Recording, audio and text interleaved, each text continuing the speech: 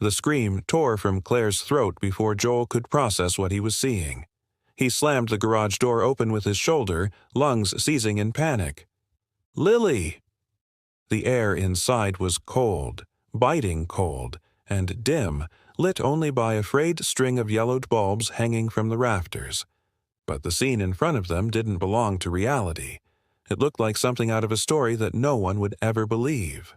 Lily was sitting upright in the far corner of the garage, bundled in blankets, her back against a sack of birdseed, and curled around her, massive, protective, unmoving, was the bear. Its body formed a barrier, like a mountain draped in fur. Its front paw, nearly the size of Lily's torso, rested inches from her legs. Its breathing was shallow but steady.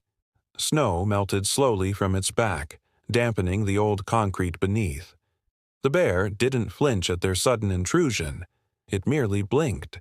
Lily turned toward the door, smiling. "Bear!" Claire stumbled forward, hands shaking. "Oh my God! Oh my God! Lily, baby, come here!" She took a step, and the bear shifted. Joel's arm flew out instinctively to stop her. The bear hadn't growled. It hadn't snapped. But it had moved. Just enough to block Lily further with its body, lowering its head slightly, eyes never leaving Claire. It was protecting her. Joel swallowed, his voice low, barely audible over the wind whistling around the corners of the building. "Claire, don't run at her. She's with a wild animal." "I know, but just look." Claire's breath hitched. Lily, warm and safe in the tiny pocket of heat created by the bear's curled form, reached out and patted the creature's snout. The bear responded by closing its eyes, not in pain, in peace. Then something extraordinary. It gently licked her hand. Claire nearly collapsed. Joel eased forward slowly, one step at a time. He crouched near the door, careful not to break the invisible boundary. His voice trembled as he spoke. "Hey there, Lily girl. You okay?" She nodded, hugging the bear's massive shoulder as if it were a stuffed toy. "Be warm." Joel let out a breath that felt like it had been caught in his chest for hours. "Yeah, I bet he is." Outside, the wind picked up, howling louder now.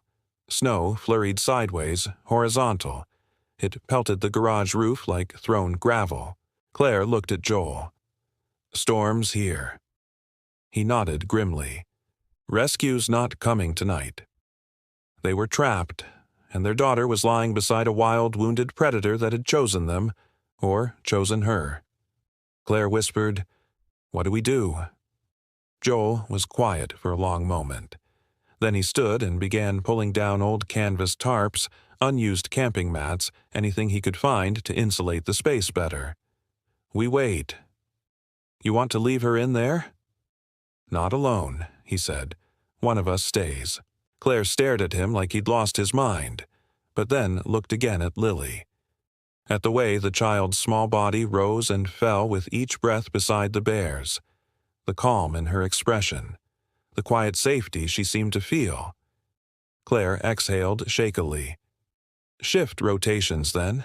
They set up a small propane heater at the far end of the garage, just enough to keep the temperature above freezing without risking fumes or noise.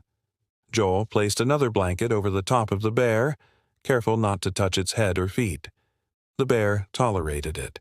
Its eyes flicked open once, acknowledging, but it made no move. Claire took the first shift, sitting in a folding chair 5 feet away with a flashlight in her lap and her gaze locked on Lily's every movement. Joel returned inside to check the weather.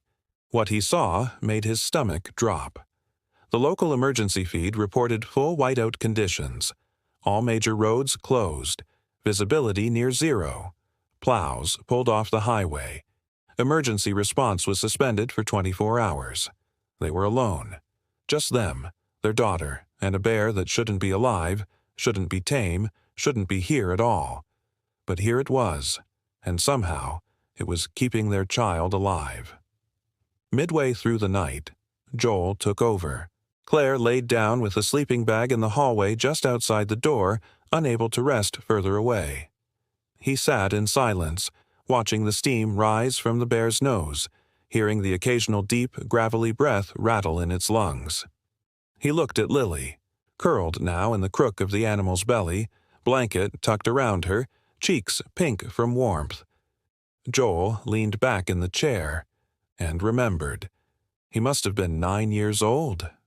Lost. He'd wandered off during a camping trip with his uncle, chasing a dragonfly, he thought, or maybe a rabbit. By the time he realized he'd gone too far, he couldn't find the path back. Hours passed. Night came. His flashlight died. He huddled beneath a tree, crying, freezing, thinking he wouldn't make it till morning. And then, a shadow. A huge, lumbering figure moved just beyond the tree line. He remembered the breath catching in his throat. A bear. He thought it would eat him. Instead, it sat, 20 feet away, just sat, watched him, and stayed all night.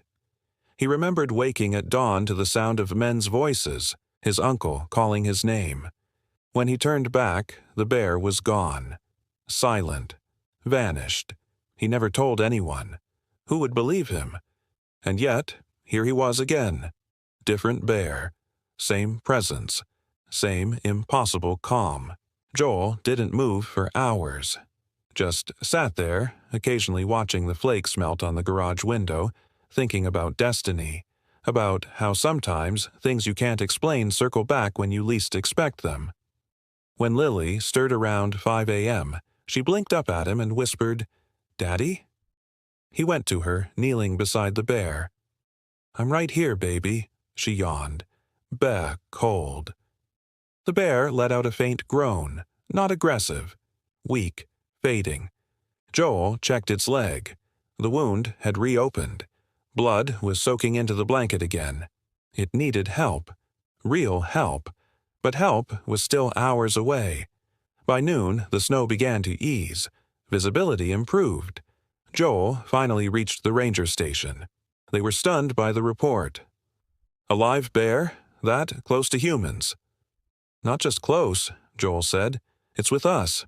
It's peaceful." "You understand how dangerous that sounds?" "You don't understand," Joel replied. "This bear saved my daughter's life." There was silence on the other end of the line. They agreed to send a wildlife vet team as soon as the plows cleared the main road. Estimated arrival, 3 to 4 hours. Claire took over the next garage shift, bringing fresh water and strips of cooked meat. The bear, trembling, lifted its head to drink, then lay back down. When Lily reached for its nose again, it licked her fingers softly. Claire looked away, overcome. When Joel entered later, she whispered, "I've never seen anything like this." Joel nodded. "Neither have I." She turned to him, voice barely audible. "It's like she called it." He stared at her. She didn't know the word for bear, not until that morning, and still it came, right to our door. He had no answer, but his heart was pounding, because deep down, he was starting to believe she was right. This wasn't just about survival. It was about connection. Something older. Something beyond logic. As the storm cleared and the road reopened, Joel stood outside the garage with Lily in his arms. The sun was piercing through the clouds now, lighting the snow in gold and fire. Behind them, the bear slept. Breathing. Alive. But only barely. A truck approached in the distance, green and white. Wildlife Services, a vet team. Help had come. Joel whispered to his daughter, "They're going to help Bee now, okay?" Lily looked up at him, eyes full of something ancient, something knowing. She didn't speak. She just reached out and pointed back at the bear and smiled.